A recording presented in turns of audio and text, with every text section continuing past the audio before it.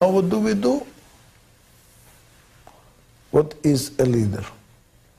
Please look at my hand. Do you see that the hand is 5 different fingers? 5 different fingers. And we need the 5 different fingers in order to get a hand. Because every finger does something different than another finger.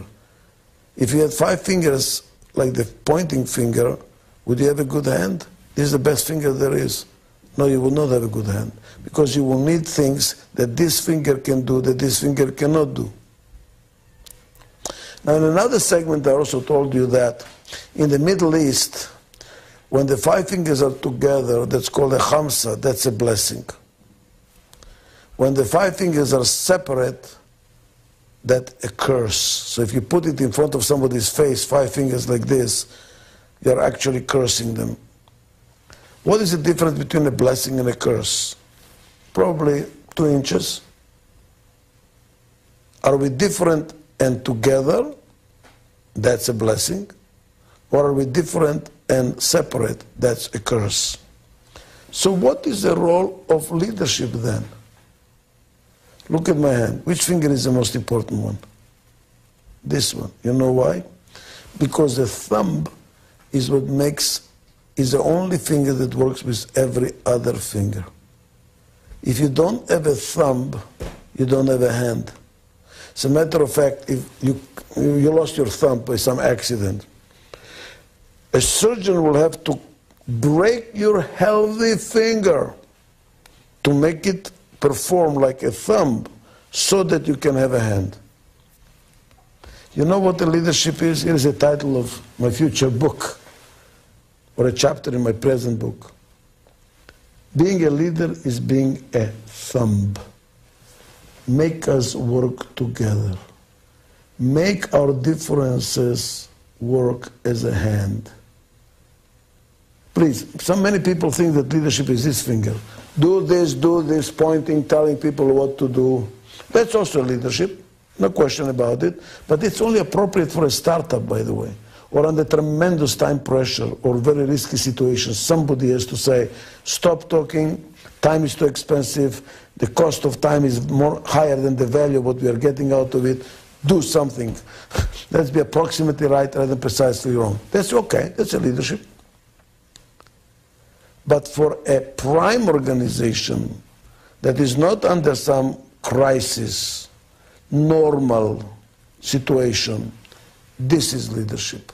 To get the different people to work together, to cross-pollinate, to enrich each other with their different points of view. It's like a group of people that are blind describing an elephant. Each one of them sees a piece or feels a piece. By communicating, they can see the total picture. And that's what we need in management. None of us is outstanding. None of us can do everything. What we really need is to work with each other, to complement each other. Then the totality is stronger than the parts. How does a leader do that? How does a leader do that? How do you make the differences work together? What I found out is what makes a difference between constructive and destructive conflict. Why some conflicts end up in a I can't stand you anymore syndrome. I can't work with you. It's very destructive. It robs us of energy. We cannot handle it anymore. And why, in another situation, a conflict is really growthful. You feel invigorated, energized. You learn something. You're appreciative of the difference. You appreciate what you learn. There is even a Zen expression that says, if all people think alike, none of them is thinking too hard. When you walk into a meeting and everybody says, I agree, I agree, I agree. Nobody is thinking too hard. When do you start thinking? When people disagree with you. You know, some ethnic groups are extremely smart, but pay attention to what's happening in the ethnic groups. They constantly challenge each other. They constantly disagree with each other. Jewish people is one of them. They never agree on anything. They will always try to find out a hole in your argument to disagree with you. That makes you think, That makes you constantly think. It's not a very easy way to live, but you constantly think. You constantly move your wheels. When people disagree, they think harder. But how to make the disagreement and thinking harder not be exhausting, disruptive, discouraging, dysfunctional? It is by having a culture of mutual trust and respect. And what does it really mean? What does it mean, mutual respect? Let's start with mutual respect.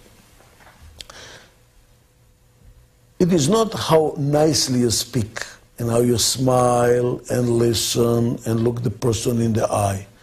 I mean, some people, you just want to kill them. They speak very nicely, but you see the big teeth behind it. I mean, I've seen this in the faculty meetings when I was a professor, when a professor was starting a meeting and saying, may I disagree with my learned colleague? Wow, you know that the guy is pulling a knife to stab you with. So it's not the tone of voice. It helps, but it's not it. That's not the essence. And I was looking for many years, what is essence? What does really respect mean? And I found it with a philosopher, Immanuel Kant, who says, respect means to recognize the sovereignty of the other person to be different. Let's go over that slowly. To recognize the sovereignty, what does it mean? Undeniable right of the other person to think differently. When do we show disrespect to somebody? When we say, how can you think like that? How can you say that? It's unbelievable. This is idiotic. It's totally inappropriate. What are you really saying to the other person? Don't you dare to think differently. You must think like me. That's showing disrespect. Respect means to accept the other person as a right to think differently. It doesn't mean you have to agree with them, but you give them space to think differently. That's respect. That's respect. And what is trust? Trust is not synonymous with respect. Most people think, oh, it is one and the same. It isn't. Trust is when you believe, you have faith that the other person has your interest at heart. You trust those people that have your interest. When you share interest, when there is common interest. That's why, with a person you trust, you can turn your back to them. Why can you turn your back to them? Because since we share the same interest, if they stab you, they actually stab themselves. That's why you can trust them. They have your interest in heart. That's why they're not going to hurt you, because hurting you is hurting themselves. I trust people that share my interests. I respect people I learn from. If two people think alike or identically, one of them is unnecessary. Talk to yourself. What do you need the other person for? So what is a leader? A leader has to make the different fingers work together, like a hand. A leader has to make differences work synergistically. So we kind of enrich each other with our differences. We learn from each other. How does he do that? That is the role that the leader has to perform. And how does he or she do it? By creating and nurturing a culture of mutual trust and respect. That's how you raise your children too. The children are different. How do you make a family out of different styles? You and your spouse are different. The children are different. This can be a mess, can it not be? How do you make a family out of it? There must be mutual trust and respect. We must respect our differences, and we must share the common interest as a family. And the same thing is true for a company. And may I suggest to you the same thing is true for a country. If you are a prime minister, that's the most important thing you have to work on.